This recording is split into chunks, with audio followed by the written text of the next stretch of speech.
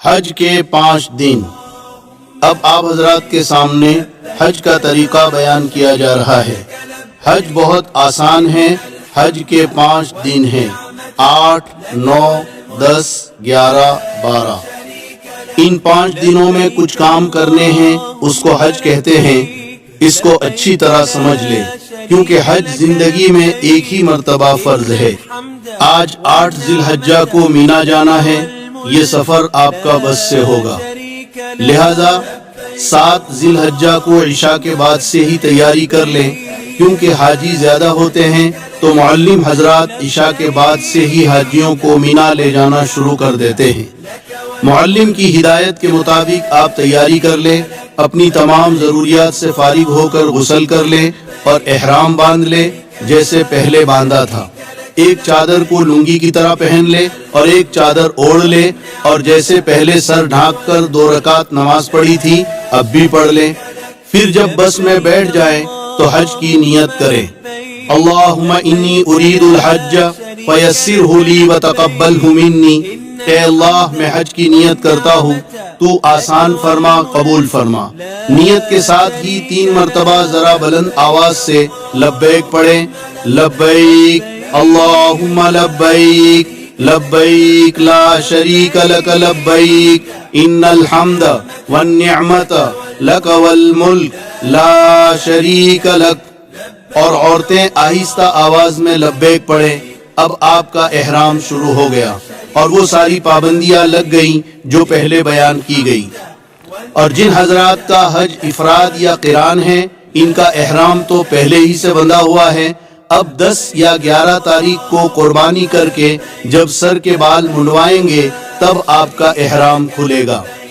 اب آپ کو پہلے کی طرح ہر موقع پر چلتے پھرتے اٹھتے بیٹھتے خوب ذوق و شوق کے ساتھ اور اللہ کی عظمت و محبت کے ساتھ لبیک پڑھتے رہنا ہے، اور 10 ذی الحجہ کو بڑے شیطان کو جب کنکری ماریں گے تب تک یہ پڑھتے رہیں گے، اور یہ خیال کر کے پڑھنا ہے کہ میں حضرت ابراہیم علیہ السلام کی پکار کا اللہ کو جواب دے رہا ہوں اور اللہ میری بات سن رہا ہے۔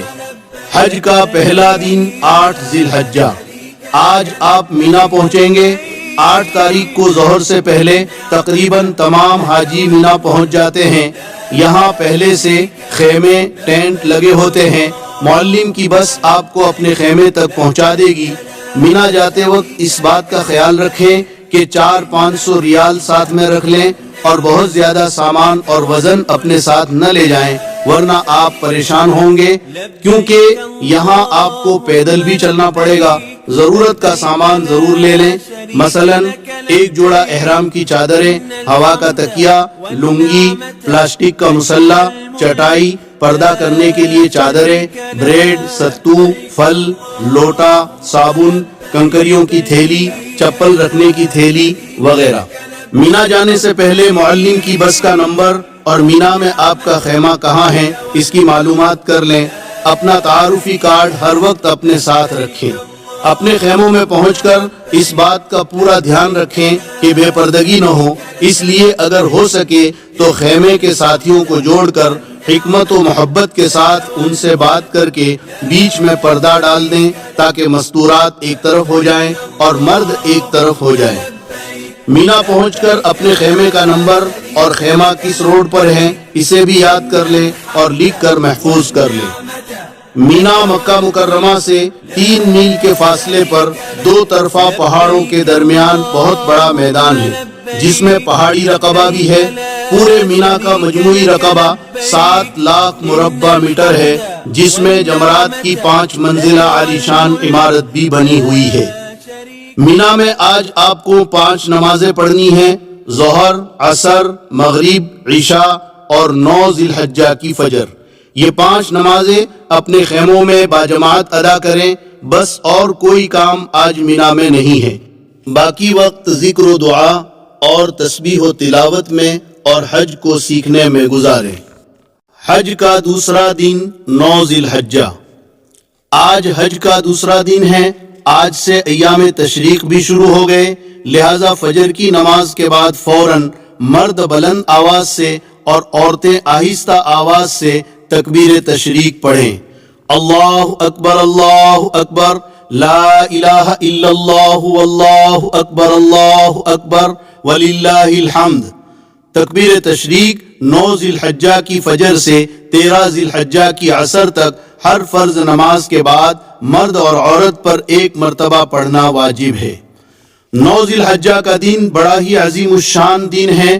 آج آپ کو سورج نکلنے کے بعد مینا سے عرفات کی طرف روانہ ہونا ہے۔ عرفات مینا سے 6 میل پر ایک بڑا میدان ہے۔ یہاں بھی پہلے سے خیمے ٹینٹ لگے ہوتے ہیں۔ عرفات میں ایک مسجد ہے، مسجد نمیرہ۔ اس میں امام حج ظہر اور عصر ایک ساتھ پڑھاتے ہیں۔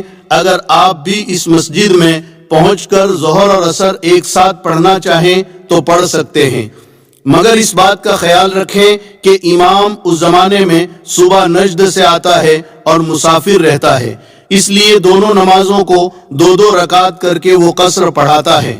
آپ بھی اگر مسافر ہیں یعنی 15 دن سے کم آپ کا قیام ہے تو امام کے ساتھ قصر پڑھ لیں، اور اگر آپ مقیم ہیں تو آپ کو 4 رکعت پڑھنی ہے۔ لہذا امام جب ظہر کی 2 رکعت پڑھا کر سلام پھیر دے تو آپ جلدی سے کھڑے ہو کر بغیر سورہ فاتحہ اور سورت کے رکوع سجدے کے ساتھ 2 رکعت پڑھ کر سلام پھیر دیں۔ اس کے بعد امام کے ساتھ عصر کی نماز میں شریک ہو جائیں، اور جب امام عصر کی 2 رکعت پڑھا کر سلام پھیر دے تو آپ فوراً کھڑے ہو کر باقی 2 رکعت اسی طرح پوری کر لیں، یعنی بغیر کچھ پڑھے۔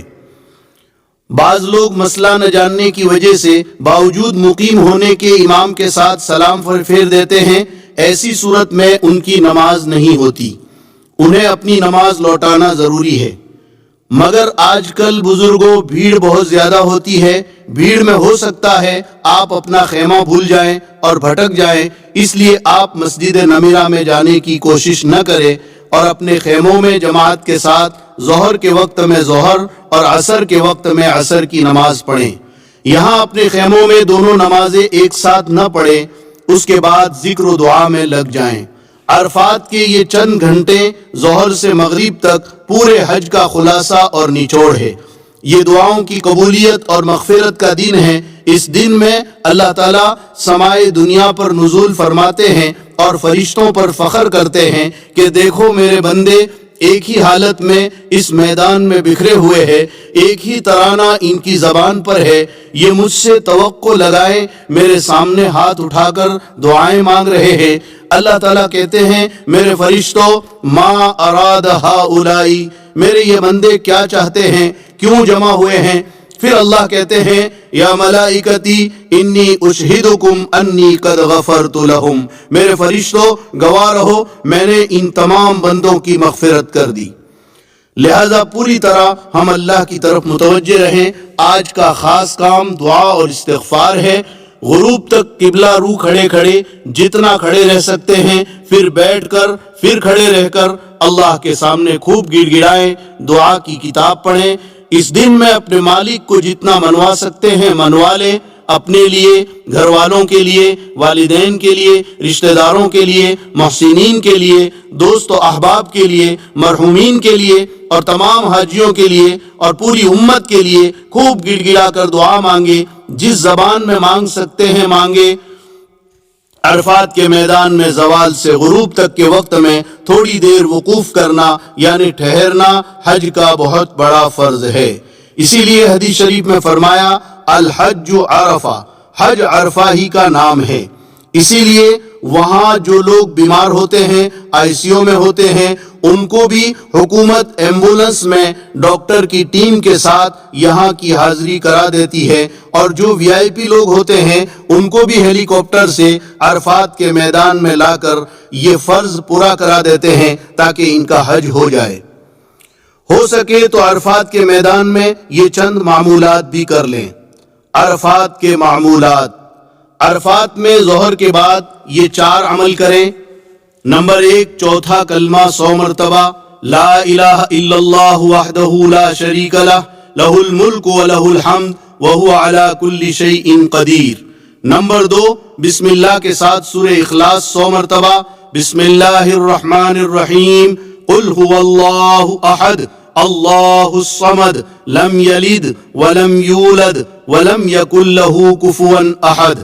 نمبر 3 درود ابراہیم اخیر میں وعلینا معہم کے اضافے کے ساتھ 100 مرتبہ۔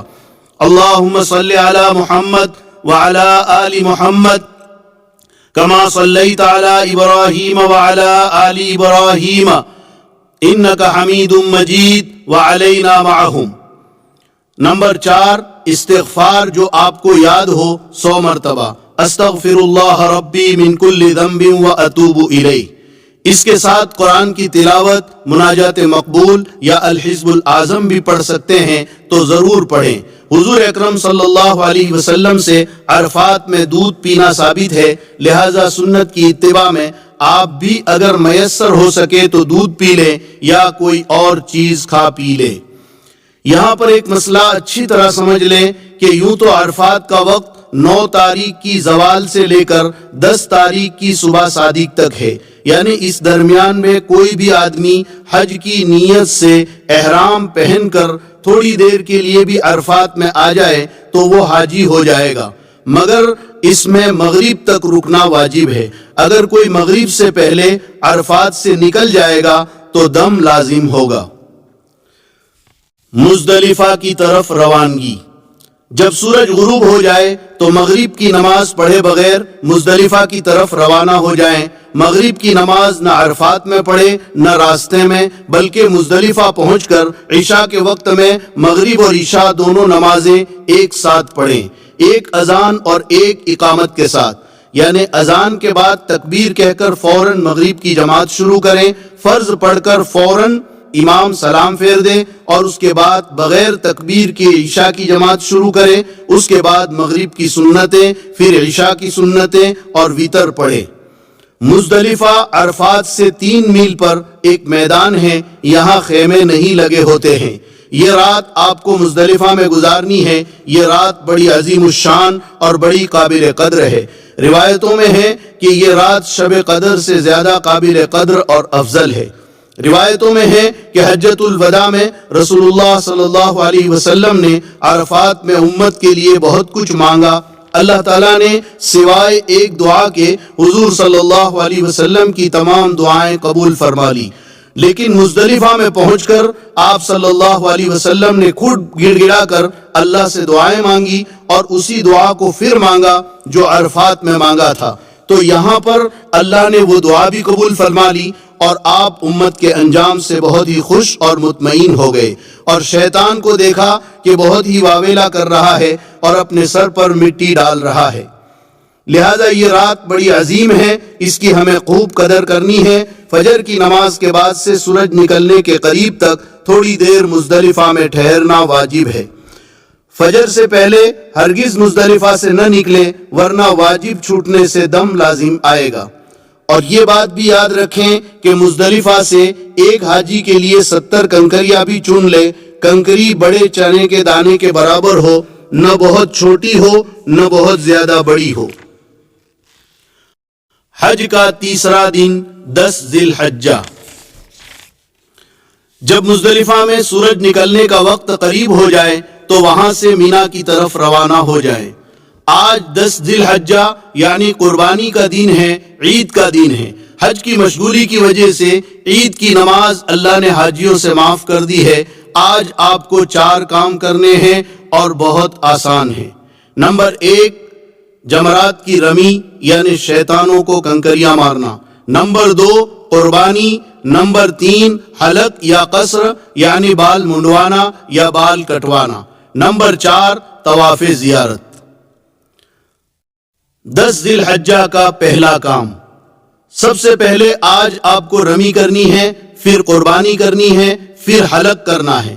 ان 3 میں ترتیب واجب ہے، اور طواف زیارت 10 کی صبح سے 12 کی مغرب تک کبھی بھی کر سکتے ہیں، ترتیب ضروری نہیں۔ تو آج مینا میں سب سے پہلے جمرہ عقبہ یعنی بڑے شیطان کو 7 کنکریاں مارنا ہے۔ مینا میں 3 جگہوں پر لمبے ستون بنے ہوئے ہیں، ان کو جمرات کہتے ہیں۔ اب اس کی 5 منزلہ عالیشان عمارت بنی ہوئی ہے اور ہر طرف سے آنے والوں کے لیے الگ الگ منزلیں طے کر دیے ہیں. داخل ہونے کا راستہ بھی الگ ہے اور نکلنے کا راستہ بھی الگ ہے. پہلا جمرہ مسجد خیف کے قریب ہے جس کو جمرہ اولا کہتے ہیں. دوسرا اس سے آگے ہے، اس کو جمرہ وسطیٰ یعنی درمیانی جمرہ کہتے ہیں. تیسرا بالکل مینا کے اخیر میں ہے جس کو جمرہ عقبہ یعنی آخری جمرہ کہتے ہیں. آج صرف جمرہ عقبہ یعنی بڑے شیطان کو 7 کنکریاں مارنا ہے. اس کا وقت صبح صادق سے آئندہ کل کی صبح صادق تک ہے، لہذا اس میں جلد بازی بالکل نہ کریں. جس وقت سہولت اور آسانی ہو اس وقت ماریں، رات میں بھی مار سکتے ہیں. اور ابھی تک جو آپ لبیک پڑھ رہے تھے، بڑے شیطان پر پہلی کنکری کے ساتھ لبیک کا سلسلہ بند کر دیں. تو 10 تاریخ کا پہلا کام بڑے شیطان کو 7 کنکریاں مارنا ہے. کنکری شہادت کی انگلی اور انگوٹھے سے پکڑیں اور ہر کنکری کے ساتھ یہ دعا پڑھتے جائیں، بسم اللہ اللہ اکبر رغمن للشیطان ورضا للرحمن. میں کنکری مارتا ہوں شیطان کو ذلیل کرنے اور رحمان کو راضی کرنے کے لیے. اگر پوری دعا یاد نہ ہو تو صرف بسم اللہ اللہ اکبر کہہ کر اپنی زبان میں کہیں، شیطان کو ذلیل کرنے اور رحمان کو راضی کرنے کے لیے میں کنکری مارتا ہوں. یہ بات ذہن میں رکھیں کہ کنکریاں ستون ہی کو لگنا ضروری نہیں، بلکہ ستون کے اطراف میں بنے ہوئے دائرے میں بھی گر جائے گی تو واجب ادا ہو جائے گا. یہ بات بھی اچھی طرح سمجھ لیں کہ ہر کنکری کو الگ الگ مارنا ہے. اگر کسی نے غلطی سے یا غصے سے 7 کنکریاں ایک ساتھ مار دی تو یہ ایک ہی کنکری مانی جائے گی، لہذا ایک ایک کنکری الگ الگ ماریں.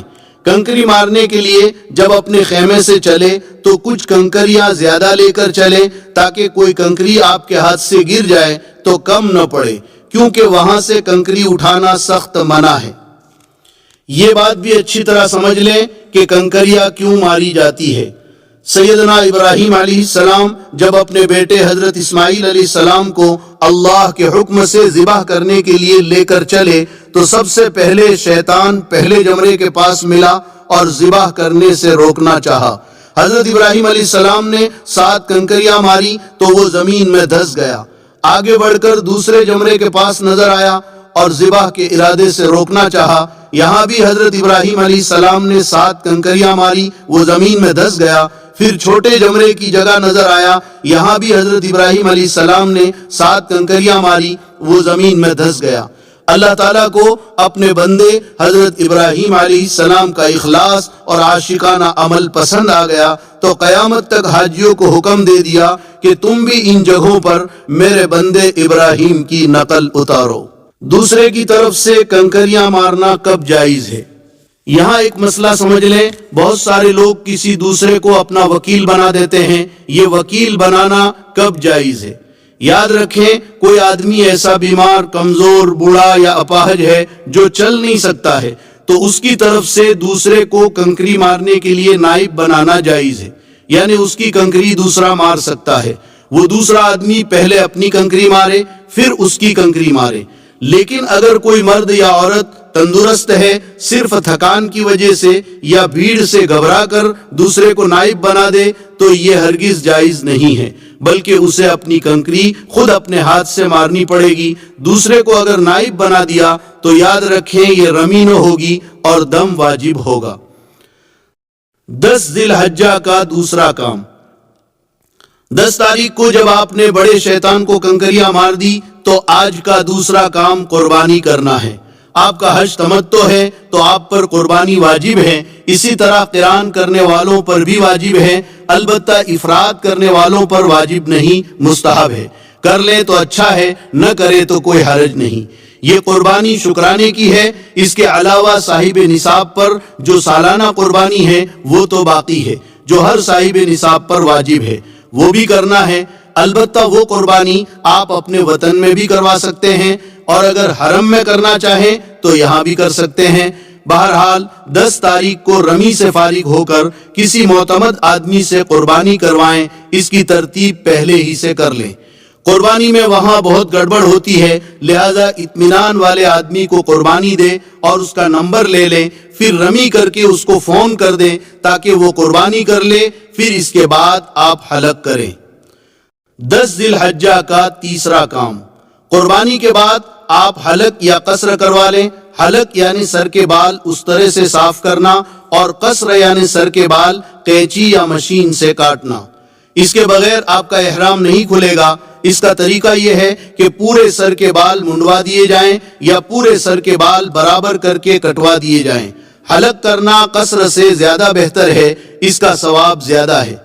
آپ حرم میں دیکھیں گے کہ لوگ مختلف طرح سے حلق اور قصر کرتے ہیں، آپ دیکھا دیکھی بالکل نہ کریں، مسئلہ اچھی طرح سمجھ لیں۔ اگر آپ کے سر کے بال بڑے ہیں تو آپ قصر کر سکتے ہیں، یعنی بال قینچی سے کاٹ سکتے ہیں، مگر لمبائی میں کم از کم انگلی کے پور کے برابر کٹنا ضروری ہے۔ اور اگر آپ کے سر کے بال انگلی کے پور سے چھوٹے ہیں تو پھر حلق واجب ہے، قینچی سے کاٹنے سے احرام نہیں کھلے گا۔ عورتیں اسی طرح سے بال کاٹیں جس طرح عمرے میں سعی کے بعد بال کاٹے تھے، یعنی بالوں کے نیچے کے حصے سے ایک پور کے برابر بال کاٹیں۔ بہرحال 10 ذی الحجہ کو جب آپ نے شیطان کو کنکری بھی مار لی، قربانی بھی کر لی اور سر بھی منڈوا لیا تو اب آپ کا احرام ختم ہو گیا۔ اب آپ سلے ہوئے کپڑے پہن سکتے ہیں اور وہ سب چیزیں حلال ہو گئی جو احرام کی وجہ سے حرام تھی، مگر ایک پابندی ابھی بھی باقی ہے کہ بیوی ابھی حلال نہیں ہوئی۔ جب طواف زیارت کر لیں گے تو بیوی بھی حلال ہو جائے گی۔ یہاں نوجوانوں سے بعض مرتبہ غلطی ہو جاتی ہے، وہ حلق ہو جانے کی وجہ سے سمجھتے ہیں کہ ہم حلال ہو گئے اور بیوی سے صحبت کر بیٹھتے ہیں۔ یاد رکھیں، اگر ایسی غلطی ہوئی تو ایک قول کے مطابق بڑا دم لازم ہوگا، یعنی بڑے جانور کی قربانی کرنا پڑے گا، لہذا اس کا خیال رکھیں۔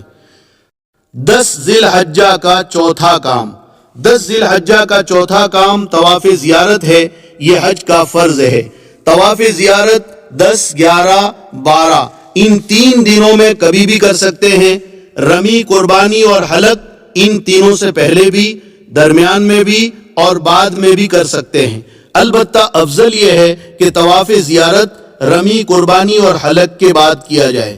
یہ طواف بھی ویسا ہی ہے جیسے عمرے کا طواف آپ نے کیا تھا کہ حجر اسود کے استلام یعنی بوسے سے طواف شروع ہوگا، 7 چکر ہوں گے۔ البتہ یہ طواف چونکہ عام طور پر اپنے کپڑوں میں ہوتا ہے، اس لیے کہ حاجی قربانی کر کے حلق کروا لیتا ہے اور احرام اتار دیتا ہے، تو اس میں استباح نہ ہوگا، مگر یاد رکھیں رمل اس میں بھی ہوگا۔ لیکن اگر قربانی کر کے آپ نے حلق نہیں کیا اور احرام میں ہی آ کر طواف زیارت کر رہے ہیں یا رمی اور قربانی سے پہلے طواف زیارت کر رہے ہیں تو 7 چکروں میں استباح ہوگا، یعنی داہنے بغل سے احرام کی چادر نکال کر بائیں کندھے پر ڈالیں گے، جیسے شروع میں عمرے کے وقت آپ نے کیا تھا۔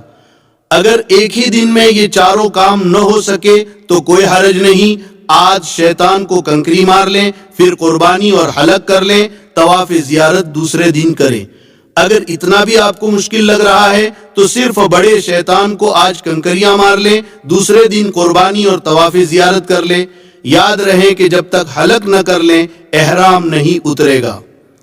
طواف زیارت کے بعد سعی، طواف زیارت کے بعد ہر حاجی کو سعی کرنی ہوتی ہے۔ یہ سعی طواف زیارت کے بعد ذی الحجہ کے مہینے میں اخیر تک کبھی بھی کر سکتے ہیں۔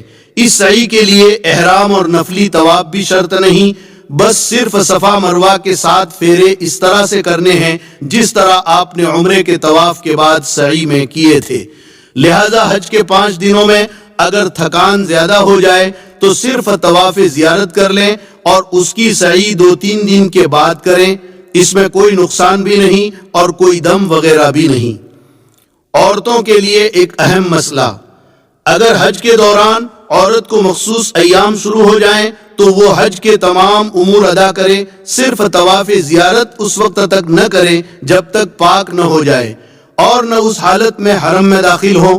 اس تاخیر سے اس پر دم واجب نہ ہوگا اور نہ گناہ ہوگا، البتہ پاک ہو جانے کے بعد پھر طواف زیارت میں تاخیر نہ کرنا چاہیے۔ اور اگر حج میں مخصوص ایام اخیر میں شروع ہوئے اور طواف زیارت نہ کر سکی اور حج کے فوراً بعد اس کی روانگی کا وقت بھی آ گیا اور ابھی اس کے ذمہ طواف زیارت باقی ہے، تو یہ عورت کیا کرے گی؟ تو اس میں آپ اچھی طرح مسئلہ سمجھ لیں کہ حج کے بعد عورت کا قافلہ روانہ ہو رہا ہے اور اس کے لیے رکنے کی کوئی شکل نہیں ہے، تو اس عورت کے لیے مسئلہ یہ ہے کہ اسی ناپاکی کی حالت میں کپڑا اچھی طرح لپیٹ کر استغفار کرتے ہوئے طواف زیارت کر لیں اور اس کے بعد حرم میں بڑے جانور کی قربانی کرا دے۔ حج کا چوتھا دن 11 ذی الحجہ۔ آج حج کا چوتھا دن ہے۔ آج آپ کو زیادہ کام نہیں کرنا ہے۔ اگر 10 تاریخ کو قربانی کی تھی اور طواف زیارت نہیں کیا تھا تو اس کو آج کر لیں، اور اگر کر لیا تھا تو ٹھیک ہے۔ آج کا خاص کام تینوں شیطانوں کو ساتھ ساتھ کنکریاں مارنا ہے۔ اس کا وقت زوال کے بعد سے صبح صادق تک رہتا ہے، لہذا اس میں جلد بازی بالکل نہ کریں۔ پہلے چھوٹے شیطان کو 7 کنکریاں ماریں، ہر کنکری کے ساتھ یہ دعا بھی پڑھتے جائیں جو پہلے بتائی تھی، بسم اللہ اللہ اکبر رغمن للشیطان ورضا للرحمن، شیطان کو ذلیل کرنے کے لیے اور رحمان کو راضی کرنے کے لیے میں کنکری مار رہا ہوں۔ چھوٹے شیطان کو 7 کنکریاں مار کر مجمع سے تھوڑا ہٹ کر قبلہ رو ہو کر ہاتھ اٹھا کر دعا کریں، یہ دعا کی قبولیت کی جگہ ہے۔ پھر درمیانی شیطان کو اسی طرح 7 کنکریاں ماریں، پھر مجمع سے تھوڑا ہٹ کر دعا کریں، یہ بھی دعا کی قبولیت کی جگہ ہے۔ پھر بڑے شیطان کو بھی ترتیب وار 7 کنکریاں ماریں اور یہاں دعا نہ کریں۔ اس کے بعد رات مینا میں ہی گزاریں۔ حج کا 5واں دن 12 ذی الحجہ۔ اگر کسی وجہ سے 10 اور 11 کو آپ قربانی اور طواف زیارت نہیں کر سکیں تو آج اس سے فارغ ہو جائیں۔ آج مغرب تک کسی حالت میں طواف زیارت کر لینا ہے۔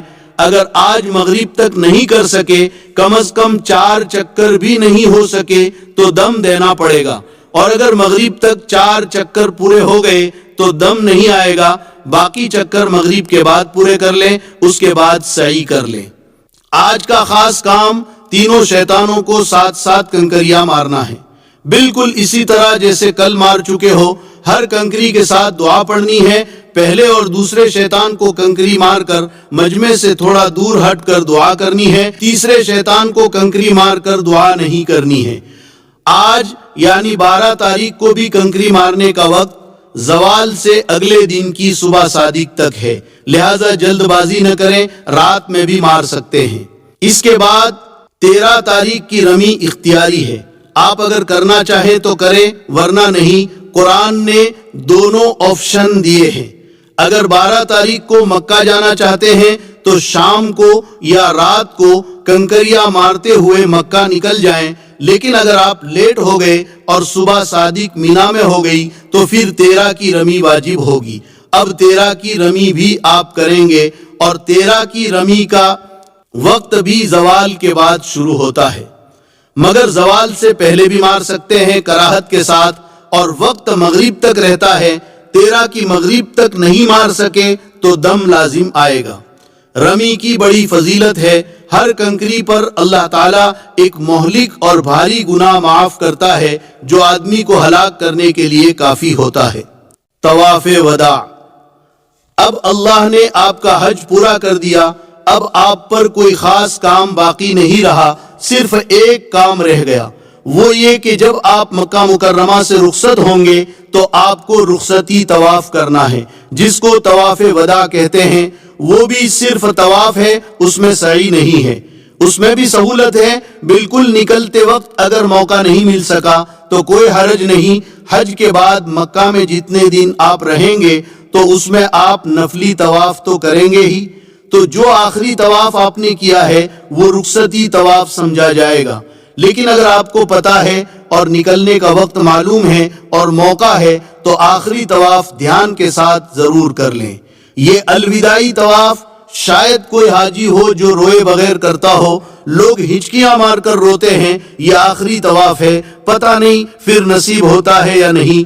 25 دن اور 1 مہینے میں آپ کا دل بیت اللہ سے ایسا لگ چکا کہ آپ اپنے آنسوؤں پر قابو نہیں کر سکتے۔ سوچو میرے آقا مدنی صلی اللہ علیہ وسلم پر کیا گزری ہوگی جب مکے والوں نے ہجرت کرنے پر مجبور کر دیا۔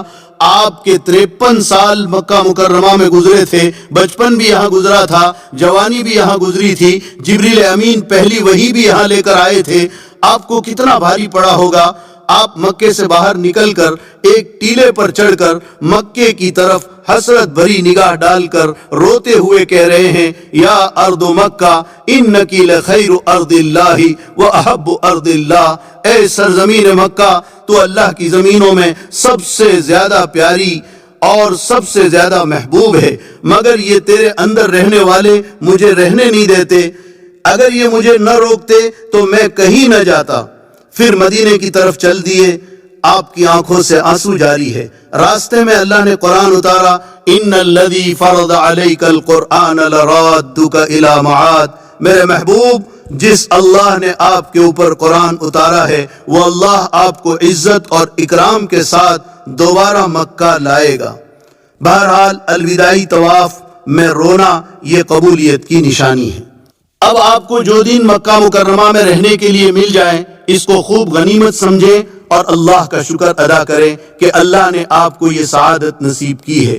دن رات میں جتنا ہو سکے نفلی طواف کریں، نفلی عمرہ کریں، اپنے لیے، والدین کے لیے، محسنین کے لیے، رشتہ داروں کے لیے اور پوری امت کے لیے دعائیں کریں۔ بڑی مبارک جگہ ہے جہاں انبیاء علیہ السلام کے قدم پڑے ہیں، نبیوں کے سردار تاجدار مدینہ محمد الرسول اللہ صلی اللہ علیہ وسلم کے مبارک قدم پڑے ہیں، صحابہ کرام اور اللہ والوں کے قدم پڑے ہیں۔ حجر اسود جنت کا پتھر ہے، اس کو بوسا دے، ملتزم سے چمٹ کر رو رو کر دعائیں کرے۔ حتیم جو خانہ کعبہ کا حصہ ہے اس میں نماز پڑھے، محبت و عظمت سے اللہ کے گھر کو صرف دیکھتے ہی رہے۔ کیا پتا ان مبارک جگہوں پر پھر حاضری کی سعادت میسر آتی ہے یا نہیں۔ کتنے لوگ امیدیں لے کر دنیا سے چلے گئے اور موقع نہیں مل سکا، اور اللہ نے آپ کو سنہرا موقع دیا ہے، اس لیے اس کو خوب غنیمت سمجھیں اور اللہ کی رحمتوں اور نعمتوں کو جتنا لوٹ سکے لوٹیں۔ مزے لوٹو کلیم اب بن پڑی ہے، مزے لوٹو کلیم اب بن پڑی ہے، بڑی اونچی جگہ قسمت لڑی ہے۔ مکہ مکرمہ کے کچھ تاریخی اور متبرک مقامات۔ جنت المعلی مکہ مکرمہ کا قبرستان ہے۔ یہ جنت البقیع یعنی مدینے کے قبرستان کے بعد تمام قبرستانوں سے افضل ہے۔ ہزاروں صحابہ کرام اور اولیاء عظام اس قبرستان میں مدفون ہیں۔ حضور اکرم صلی اللہ علیہ وسلم کی پہلی بیوی حضرت خدیجۃ الکبریٰ رضی اللہ تعالی عنہا بھی اسی قبرستان میں مدفون ہے۔ اس کی زیارت بھی مستحب ہے۔ جبل ابو قبیس مسجد حرام سے باہر صفا سے متصل ایک پہاڑ ہے، جس پہاڑ پر چڑھ کر حضور اکرم صلی اللہ علیہ وسلم نے قریش کو اسلام کی پہلی دعوت دی تھی۔ یہاں بنو ہاشم آباد تھے اور اسی پہاڑ کے ایک حصے میں وہ گھاٹی تھی جس میں 3 سال تک حضور اکرم صلی اللہ علیہ وسلم کے ساتھ بنو ہاشم کا بائیکاٹ ہوا تھا۔ صفا سے ملے ہوئے پہاڑ کے اس حصے میں آج شاہی محل بنا ہوا ہے، جبکہ سامنے والے حصے میں حکومت نے سرنگیں نکالی ہے۔ تصویر میں آپ دیکھ رہے ہیں۔ روایتوں میں ہے کہ یہ وہ پہاڑ ہے جس کو کائنات کی تخلیق کے وقت اللہ تعالیٰ نے سب سے پہلے پیدا کیا تھا۔ مولد النبی یہ وہ جگہ ہے جہاں حضور اکرم صلی اللہ علیہ وسلم کی پیدائش ہوئی۔ صفا مروہ سے باہر والے صحن کے سامنے کے حصے میں جو عمارت اور لائبریری ہے، یہ وہی مبارک جگہ ہے جہاں آقا مدنی صلی اللہ علیہ وسلم کی پیدائش ہوئی۔ غار حرا اس کو جبل نور اور جبل حرا بھی کہتے ہیں۔ اسی کے اوپر وہ غار ہے جہاں حضور اکرم صلی اللہ علیہ وسلم نبوت ملنے سے پہلے قیام فرماتے تھے، اور اسی غار میں جبریل امین پہلی وحی لے کر آئے تھے۔ اس پر یہ آیتیں بھی لکھی ہوئی ہے، اقرأ بسم ربک الذی خلق خلق الانسان من علق۔ یہ پہاڑ اپنی مخصوص اور نمایاں شکل کی وجہ سے دور ہی سے پہچانا جاتا ہے کہ یہ جبل نور یا جبل حرا ہے۔ غار ثور ہجرت کے سفر میں آپ صلی اللہ علیہ وسلم نے حضرت ابوبکر صدیق کے ساتھ 3 دن اسی غار میں قیام کیا تھا۔ یہ غار جبل ثور میں واقع ہے۔ یہ پہاڑ مکہ مکرمہ سے تقریباً 6 میل کے فاصلے پر ہے۔ دار ارقم، یہ حضرت ارقم ابن ابی الارقم رضی اللہ تعالیٰ عنہ کا وہ مکان ہے جہاں اسلام کے ابتدائی زمانے میں صحابہ کرام حضور اکرم صلی اللہ علیہ وسلم کے ساتھ چھپ کر نماز پڑھا کرتے تھے، قرآن اور دین کی باتیں سیکھا کرتے تھے۔ اب یہ مکان صحیح کی جگہ میں تبدیل ہو گیا ہے۔ اسی جگہ حضرت عمر رضی اللہ تعالیٰ عنہ اسلام لائے تھے۔ مصعب ابن عمیر بھی اسی جگہ آ کر مسلمان ہوئے تھے۔ مسجد جین، طائف سے واپسی پر مکہ مکرمہ سے قریب آپ صلی اللہ علیہ وسلم نے نماز پڑھی تھی تو قرآن سن کر جنات جمع ہو گئے تھے اور مسلمان ہو گئے تھے۔ اس جگہ پر مسجد جین بنی ہوئی ہے جو 2 سڑکوں کے بیچ میں ہے۔ حرم شریف سے شعب عامر کی طرف آتے وقت محلہ شعب عامر اور محلہ سلیمانیہ کے درمیان سڑک پر نظر آتی ہے، وہی مسجد جین ہے۔ مسجد رایا، رسول اللہ صلی اللہ علیہ وسلم نے فتح مکہ کے دن اس جگہ فتح کا جھنڈا نصب کیا تھا۔ جنت المعلا کے راستے میں ہے۔ اس جگہ اب مسجد بنی ہوئی ہے، اسی کو مسجد رایا کہتے ہیں۔ تنعیم، جس جگہ سے حجۃ الوداع کے سفر میں حضرت عائشہ رضی اللہ تعالیٰ عنہا نے احرام باندھ کر اپنے بھائی حضرت عبد الرحمن کے ساتھ عمرہ کیا تھا، اس جگہ اب مسجد بنی ہوئی ہے جس کو مسجد عائشہ کہتے ہیں۔ مکہ مکرمہ سے شمال کی جانب 3 میل پر ہے۔ مسجد خیف، مینا میں ایک بڑی مسجد ہے، کہتے ہیں کہ اس میں 70 انبیاء کرام علیہم السلام مدفون ہیں۔ مسجد نمیرہ، عرفات کے کنارے پر بڑی مسجد ہے جس کو مسجد نمیرہ کہتے ہیں۔ مسجد کا خوشنما منظر آپ تصویر میں دیکھ رہے ہیں۔ مسجد مشعر الحرام، مزدلفہ میں بڑی مسجد ہے۔ حجۃ الوداع کے سفر میں حضور اکرم صلی اللہ علیہ وسلم نے پوری رات اسی جگہ گزاری تھی، اب یہاں مسجد بنی ہوئی ہے۔ مسجد استراحہ، مینا سے واپسی پر مکہ مکرمہ میں داخلے سے پہلے جو محلہ معابدہ ہے اسی علاقے میں ایک مسجد ہے۔ 13 ذی الحجہ کو حج سے واپسی پر رسول اکرم صلی اللہ علیہ وسلم نے ظہر عصر پڑھی تھی اور کچھ دیر آپ نے آرام بھی کیا تھا، اس لیے اس کو مسجد استراحہ کہتے ہیں۔